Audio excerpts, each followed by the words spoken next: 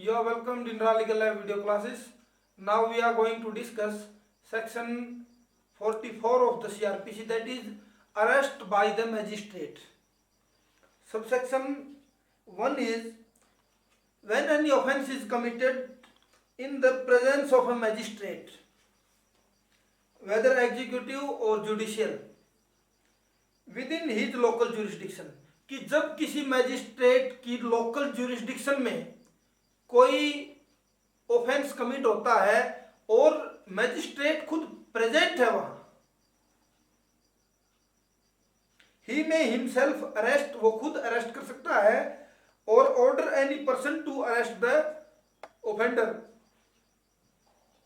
खुद अरेस्ट कर सकता है या किसी व्यक्ति को आदेश दे सकता है कि अपराधी को गिरफ्तार किया जाए। एंड मे देयर अपॉन, और उसके बाद subject to the provision herein contained as to bail, commit the offender to custody, और बेल के प्रावधानों को ध्यान में रखते हुए ऑफेंडर को कमिट कर देगा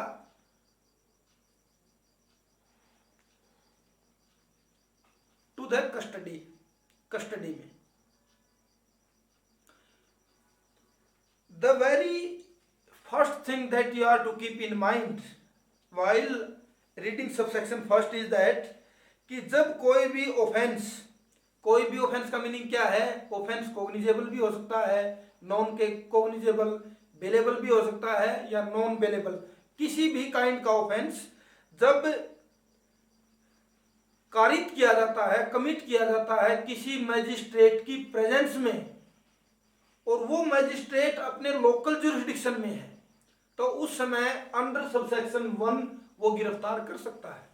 किसी भी काइंड का ऑफेंस कमिट होता है उसकी प्रेजेंस में, उसके लोकल जुरिस्डिक्शन के अंदर।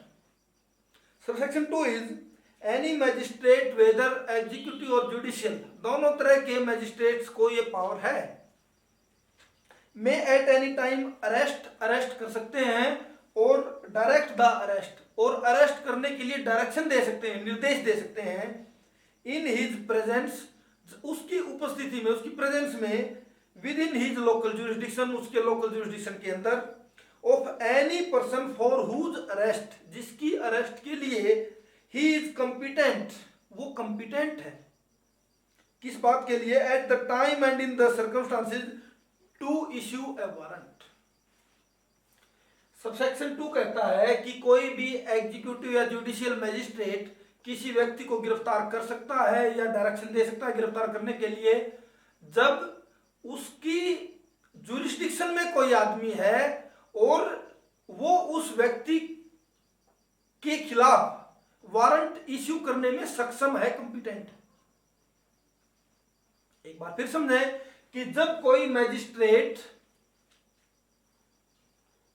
किसी व्यक्ति के वारंट इश्यू करने में कॉम्पिटेंट है और वो आदमी उसके जुरिस्डिक्शन के अंदर है, तो वो उसे गिरफ्तार कर सकता है।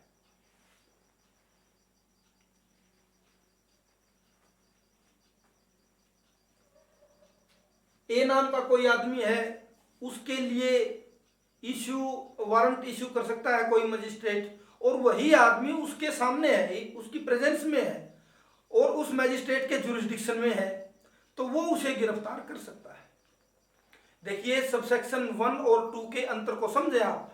अंतर क्या है? अंतर ये है कि सबसेक्शन 1 में गिरफ्तारी कहाँ हो सकती है? जब उसकी प्रेजेंस में, उसके जुरिस्डिक्शन में अपराध हुआ हो, कि कोई व्यक्ति अपराध कर रहा है उसकी प्रेजेंस में, तब गिरफ्तारी हो सकती है।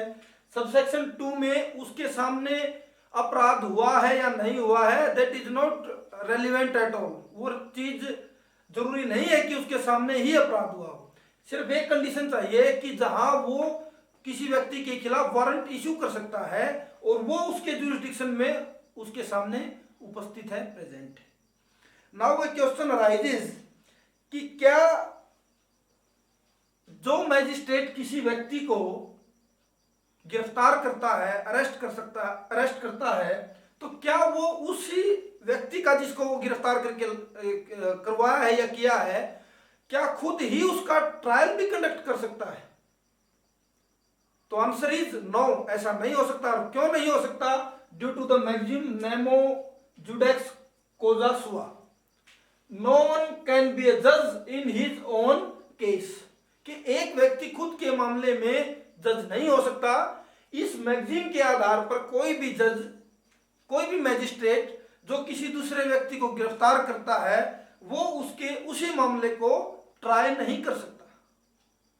तो अगर उसे रिमांड चाहिए तो he has to present that accused before any other magistrate to get the remand under section 167.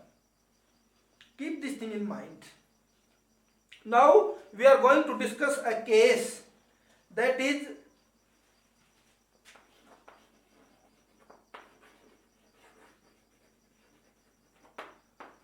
Seljanand Pandey versus Suresh Chandra.